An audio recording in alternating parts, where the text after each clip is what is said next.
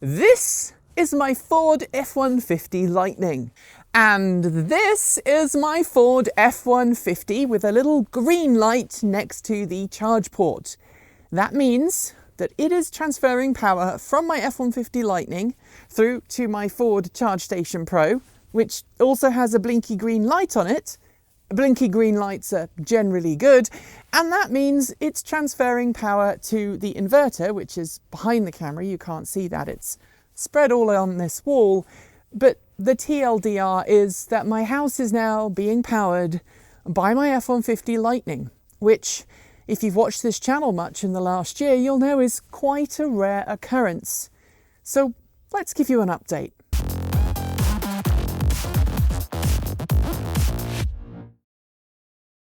As regulars to the channel will know, we purchased our Ford F-150 Lightning back in the summer of 2022. And one of the reasons we decided to buy this truck was because we have a large amount of camera gear that we need to get from point A to point B. And while we did have a trailer that we could pull with my old car, which was a Chevrolet Bolt EV, traveling through California was always a laborious task because California has a special lower speed limit for anybody pulling a trailer, and that was significantly impacting our ability to drive down and go places because it was taking so much longer. We also have a farm homestead thing here. We've got a big greenhouse, we've got chickens, eventually we want to get goats. My wife does woodworking. The F-150 Lightning was the perfect vehicle, but we also live out here in the country where power cuts are kind of common. Last year we had multiple power cuts. We also lost our power in the summer when the local utility company shut power to the house as a way of preventing fires. So yeah, being able to power the home from the truck was a great idea.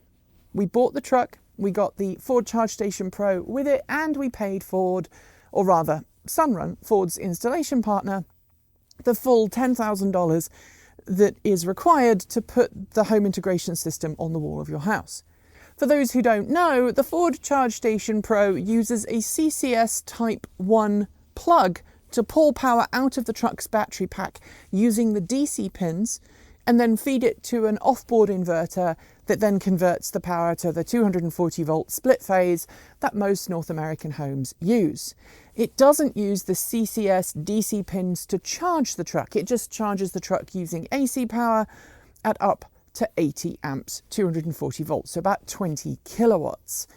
Interestingly also, this Charge Station Pro is not compliant, at least I don't believe it is, with this.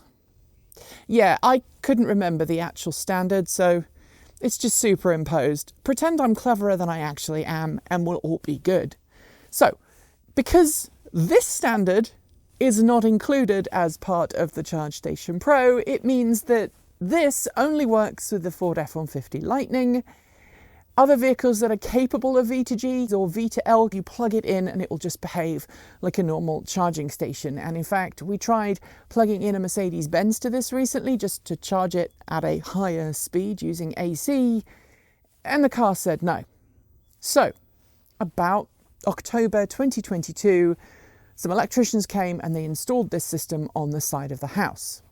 The problem is, it's not worked very reliably. See, the truck has to know that there's a power cut. And in order for the truck to know there's a power cut, there has to be a communication going from here to here. Now, if we were using the standard, it would include power pin communications to let the truck know, hey, the power's gone off, can you give me some power, please? But the Ford system doesn't do that. It relies on Bluetooth. And Bluetooth, as anybody with a set of Bluetooth speakers or Bluetooth hands-free system for their car will be able to tell you, it's not very reliable. Prior to this video, what was happening was the truck would be parked up, the power would go off, and the truck would just sit there. The charging station would just sit there, and nothing would happen. If you were really lucky, occasionally it would power the home for a short period of time before disconnecting, and then we were back to square one. In one occasion, we actually had a power cut, we managed to get the truck running, and a few hours into the power cut, everything died. So we just had to run out with extension cables and use the truck's onboard Pro Power outlets while keeping the truck on to provide power to the house.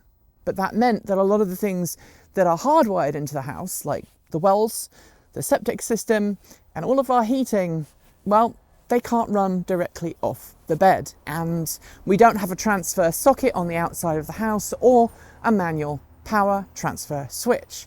So, after they came out and they installed the new gubbins here, well, it worked. But, well, as you can see, there's still a bit of a problem. The problem? This is my driveway. It runs that way because that's my garage, double car garage, although technically it's now a double workshop, maybe? My wife parks her Chevrolet Bolt EV on the other side of the driveway. She backs in so that she can use our span drive to charge her car.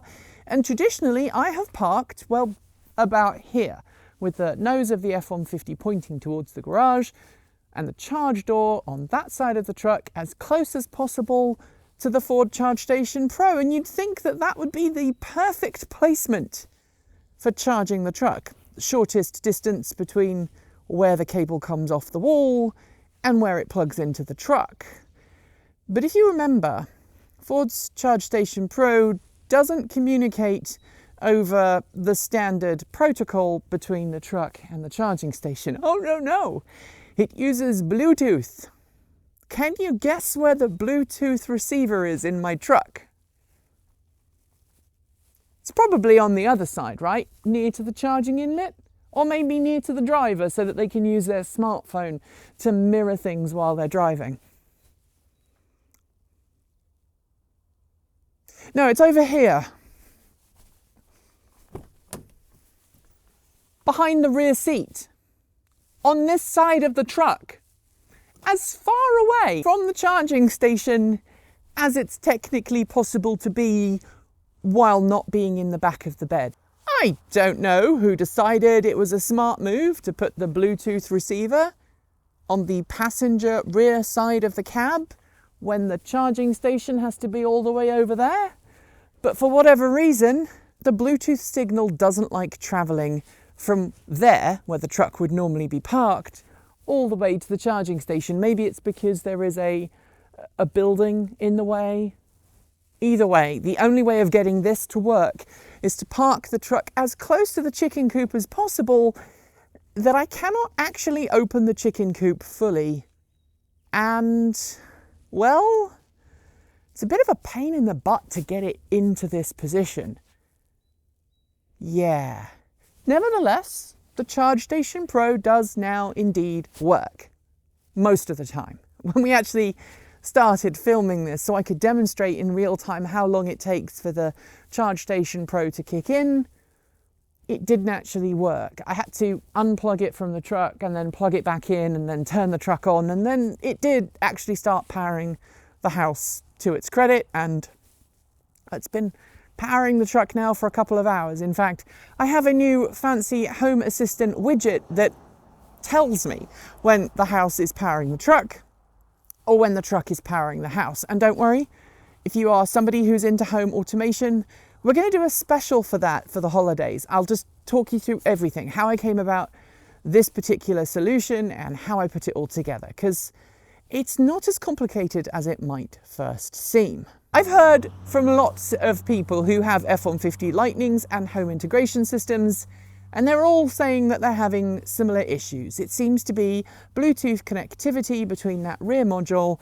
and the Ford Charge Station Pro, and if they do a little dance with their truck and get it as close as possible, then it generally works really well. And Ford tells me that it has an engineering team working on the solution.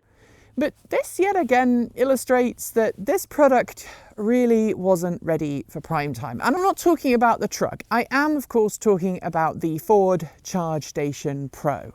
It shouldn't have been released in the format that it currently is in because, frankly, while it does now work if I park the truck in a particular way, it's really still not fit for purpose. And while I'm happy to do the little dance to get the truck in just the right position for it to work, my partner hates doing it. And who can blame them? We have a driveway for a reason, and the Ford Charge Station Pro should be able to communicate with the back of the truck over that distance if that is indeed how it was designed. What I think is really the problem here, it's an American truck that's communicating with a German-built charging station that then talks to a Chinese-made power electronics and inverter system. And based on the communications that I've seen going backwards and forwards, well, it doesn't really feel like either of those two pieces on the wall of my house talk to each other effectively, and the communication between the charging station and the truck, that's a little ropey too. Hopefully though, Ford is going to come up with a solution. They are working on it. I got a text message from someone at Ford earlier today saying, we're on it, we're going to be working on it. So, as usual, we'll keep you posted of any updates. Thanks for joining me today, and if you've got any thoughts, make sure you leave them below in our Discord chat room, or you can reach out to us on Mastodon. Thanks to the amazing list of people scrolling by on your screen right now. They are some of the more than 1,500 people who help fund this channel through Patreon and YouTube, helping us cover our bills, pay our team, and making sure that we can remain 100% independent. If you'd like to join them and see your name listed below, just follow the links. There are a range of different tiers you can sign up for from as little as $1 a month, or if you pay yearly, just about $10.08 a year. A huge welcome to our newest supporters: Conrad Young, Neon Frog, Siobhan Greeny, Alan Savage, Scotty, Ray Mario, Jennifer, Nesklova, and the Lord of Chaos. Thanks for becoming part of the TE crew. If you'd like to support us with a one-off donation, you'll find links below to make Ko-fi and Bitcoin donations, and we even have an old-fashioned PO box you can reach us at. The address is also linked below. And if you're in need of some swag, you'll find our swag store also in the down below. We've got some great content coming up, so make sure you're subscribed on PeerTube or YouTube, and we'll see you again soon. We make new videos every Monday, Wednesday, Friday, Saturday, and Sunday. If you want more, the mighty algorithm thinks you'll like this video, but we here also think that this one is well worth a look. See you soon, and as always, keep evolving.